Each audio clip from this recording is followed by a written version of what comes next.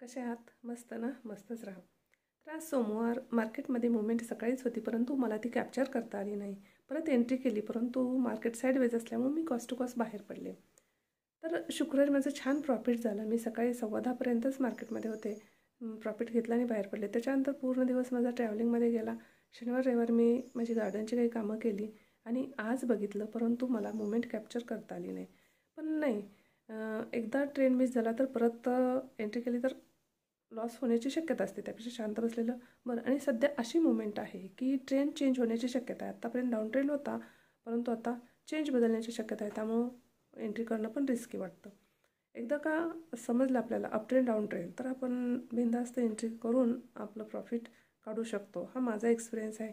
तुम्ही कुठल्या सेगमेंटमध्ये ट्रेड करता? ऑप्शन, फ्युचर किंवा इंट्राडे?